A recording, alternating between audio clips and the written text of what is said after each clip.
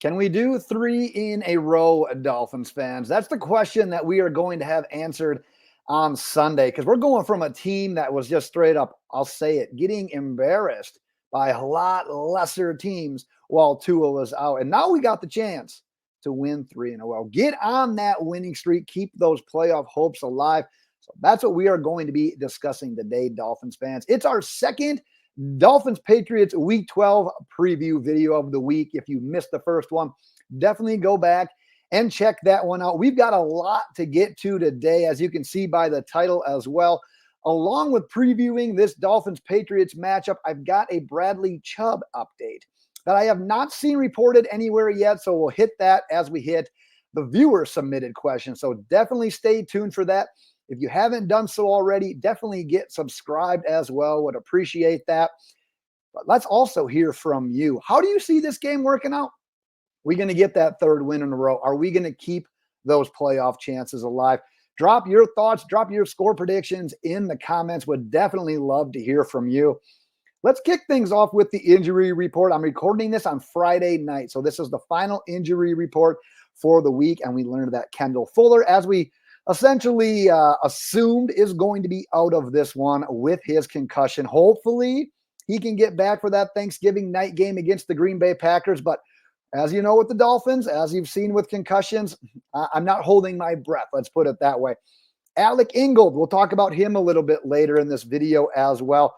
We know we've missed him the last couple of weeks. Officially questionable. Mike McDaniel did say in today's media availability that this is the most optimistic that he has been about Alec Ingold over the last few weeks. So that's at least a positive sign in the right direction. Mike McDaniel also said that he was optimistic that Teron Armstead would play. He is listed as questionable. Reminder that he was questionable as well. I did learn earlier today that he's having a little bit of a flare up with that knee, and that can kind of basically, if you're connecting the dots there, the last couple of weeks where his practice has been limited more often than it already is, there's your answer as to why. So we know with Teron Armstead, injuries can be a thing. Hopefully he can push through this one. And then we got a short week next week as well, but definitely something to keep an eye on. A couple of quick things to note about the Patriots injury report as well, because cornerback Christian Gonzalez popped up on their injury report on Friday with a hip injury. He's listed as questionable, would be a huge loss for this Patriots secondary. Now, we talked about him a little bit in that first preview video earlier this week. Funny, man, because he is the top guy in this New England Patriots secondary. Last week he held the Rams, the guys he was covering, to 4 targets, like 9 yards. But yeah, we talked about he didn't cover Puka. He didn't cover Cooper Kupp. So I was looking to see, what are they going to do with him against the Miami Dolphins? Because you should probably put him on Tyreek Hill or Jalen Waddle. There's a chance now that we don't see him on either because he is questionable with that hip. So that is definitely something to keep an eye on. Would be a huge loss for the Patriots secondary. Additionally, you're going to see on the scroll there a lot of players questionable. They've got 10 questionable, including in those players are their top 4 sack producers on defense. The top 2 being Dietrich Wise and Keon White. So keep an eye on their availability as well. Losing those guys obviously would be huge blows to that Patriots pass rush. And Tua obviously having his quick release. You're going to want as many healthy guys as you can to try to hurry up his decision making. That could be a huge loss as well. All right, Dolphins fans, let's take a look into some things that I'm going to be keeping my eye on in that Sunday Week 12 matchup. Now, what are the Patriots going to do defensively? Because we talked about this earlier in the week as well. At some point in time, you can't convince me that defensive coordinators aren't going to just get absolutely sick of just dink and dunk 5 yards, another 3 yards. We pick up a 3rd and 2, whatever it ends up being. At some point in time, teams are going to start selling out. They're going to start taking that short stuff away. And when that happens, can we capitalize going deep? Will the Patriots do that this week, or are they going to keep pressing the outside guys, Tyreek and Waddle, keeping the safeties over the top, not letting anything big go? We'll see. But right now, Mike McDaniel kind of has defensive coordinators right where he wants them. Defensive coordinators know that Tyreek and Waddle, they can beat you deep. We proved that the first 2 years under Mike McDaniel. Well, now we're showing over the last few weeks, we can sustain drives. We can have 10, 12, 16 play drives and score on nearly every possession and not punt the ball and get close to 30 points all of these weeks. So that Patriots defensive philosophy is definitely something to keep your eye on. Another thing here, Tua, my man, hold on to that ball. When the pocket gets a little bit muddied, when the ball's just kind of hanging there like this, please don't do that. Protect that thing. Let's live to see another day. We've talked about the stats regarding Tua and his fumbles, and I will say that the numbers are a little bit skewed when it comes to quarterbacks and fumbling. Keep in mind, any bad snaps that are going over his head, that are bad exchanges, always hard to tell sometimes who the blame is. That stat's going to Tua. Any missed exchanges with the running back, if the running back doesn't have complete control, even though it might be his fault, that stat's going to Tua. So the stats can be a little bit skewed. But I'm talking about when that pocket gets muddied, Tua tries to escape, make that off-script play, but he doesn't get outside of the pocket. Please hold that thing, take the sack, protect yourself, and protect the ball. We talked about this in the last video as well. We've got a rookie quarterback. Let's not let him get in the groove. Let's not let him sit in his spot and pick his guy and let it fly.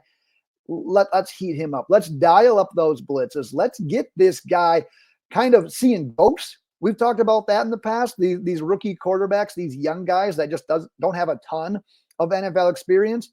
He's got what? This is making his 7th or 8th start. Yeah, let's dial up some pressures. Let's change things up. Let's disguise some coverages. Let's heat up Drake Maye and force him into some bad situations. All right, let's get to those viewer questions. Like I said, thank you to everyone that submitted them. We always try to get to as many as possible in these videos. But I talked about this one to lead off the video as well. And the question comes in from Greg. Any word on Bradley Chubb making it back yet this season? Now, on Friday, his media availability, Mike McDaniel said that he still feels good about Bradley Chubb playing for the Dolphins yet in 2024. With that said, like I said, I'm recording this on Wednesday. I was told on Thursday that Bradley Chubb's knee is still swelling up after his workouts. So that's obviously not ideal. But the other thing that we need to keep in mind when it comes to Bradley Chubb is that it may not be the most financially responsible thing for a guy like Bradley Chubb to rush back. Now, he is well aware that the Miami Dolphins can exercise an out in his contract after this season. So if he were to rush back, and let's just say he doesn't look good, let's say he puts together some bad tape, that's going to impact things. If the Dolphins exercise that out, that's going to impact the number of suitors that he has, and that's going to impact the sheer amount of money that he'd be able to get as a free agent. So yes, he absolutely wants to get back out there. He wants to help the team yet this year. He may very well end up doing that if and when the time is right. But there are some important factors with future implications that are being played into this decision as well. Darren comes in with any word on Patrick McMorris being activated, getting some snaps on Sunday. I believe McMorris was listed as questionable on Friday. Mike said it'll likely be next week or after for activating McMorris and Isaiah Wynn. He added to that. I was also told a couple of things about McMorris as well. One, dude, Anthony Weaver believes in this guy. He really likes this guy. He was one of the driving forces in outright drafting Patrick McMorris.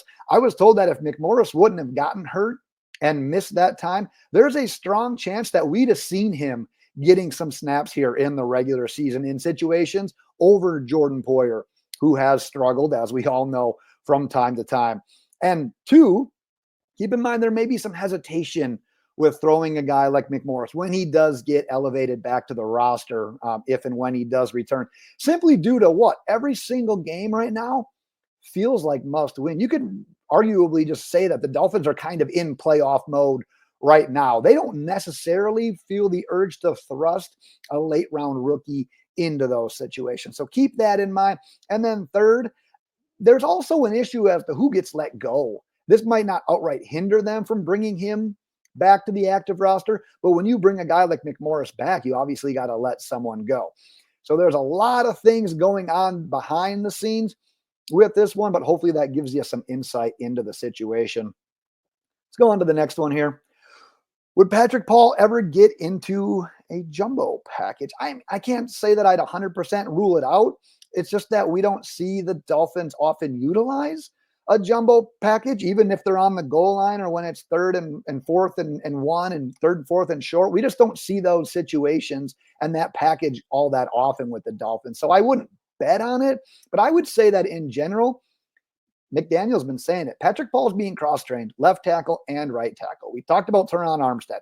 As we know, he is one play away from an injury. And in that situation, Patrick Paul steps in as your left tackle. Kendall Lamb, on the other hand, if he were to get hurt, bam, Patrick Paul's going to be your right tackle in that situation. But Mike McDaniel also said, 2-3 weeks ago when Austin Jackson was hurt, that this is kind of maybe a weekly competition is a little bit too strong, but it's almost like Kendall Lamb is on a little bit of a shorter leash, where if his play overall were to struggle, you may then see Patrick Paul a little bit more in that situation. So I'd say in general, we're one play away at any point in time from Patrick Paul entering the game. I just think that probably ends up being more likely than a jumbo package, just because we really haven't seen it all that much this year. Let's do one more. Is the recent lack of success in the run game directly tied to Alec Ingold, or are there other contributing factors as well? Well, I'd say that a sizable portion of that lack of success recently, does tie to Alec Ingold. But I would say that there's a couple of other issues that come to mind. Think about Alec Ingold. His roster spot on this team is super unique. We don't have another fullback. We don't have another guy with the skill set that can just plug and play and duplicate what Alec Ingold does. So that hurts. But then what we've also kind of seen, remember when they'd send Alec Ingold in motion, almost basically get him a head start coming across the line of scrimmage. They snap the ball. He pops the guy that's not getting blocked, opens up those run games. It was working well. Well, they've tried to kind of throw Julian Hill into not only those situations, but other run blocking situations, and it hasn't worked. I know Julian Hill had 2 receptions that resulted in first downs in last week's game, so we can't be too mad at him. But when it comes to blocking, man, this guy has been whiffing, let's just say, in noticeable time. So that's been huge as well. And then when we also lost Austin Jackson, all those things kind of happened at the same time. So it's almost like a hodgepodge of those things. But yeah, Alec Ingold, he's definitely the kind of player that you don't notice a bunch when he's out there, but when he's not out there, you definitely notice his absence. All right, let's do the prediction. I got the win streak, Dolphins fans. I'm going 27-21. Now, offensively, whether it's the slow, methodical scoring that we've done recently, or if we can get back to some of that quick strike, chunk yardage plays and scores. End of the day, I'm not super concerned right now about the offense. I think if we can get to that 24-point threshold, that kind of feels like a safe zone for me. But we talked about not having turnovers. But on top of not having turnovers, get it done defensively. Heat up Drake Maye. Don't let him get comfortable. Don't let him get in a groove as a rookie quarterback. If we can get a lead early, if we can make the Patriots one-dimensional, that's going to significantly impact a rookie quarterback. But at the end of the day, we're what? We're a team that's trying to string together a bunch of wins, keep those playoff hopes alive. Like I said, it's almost playoff mentality at this point in time. And the Patriots, they're what? Not the same mentality. They're seeing what they have in Drake Maye. They're trying to see what pieces that they can build around. So, yeah, we are the superior team. Tua Tagovailoa, as a starting quarterback of the Miami Dolphins, has never lost to the New England Patriots. We got to keep that streak alive. We're at home. We have everything to play for right now. Everything is ahead of us if we can keep winning. This is a divisional game. You find a way to win. You keep those playoff hopes alive. So I'm going to go 27-21. But like I said, let's hear your final score, thoughts, your predictions, everything in the comments. Like I said, if you haven't gotten subscribed yet, make sure you are doing that as well, as we will be back with our post-game recap at some point following, hopefully, the Dolphins win over the New England Patriots. We will end it for there today, Miami Dolphins fans. Enjoy the game, and until next time, fins up.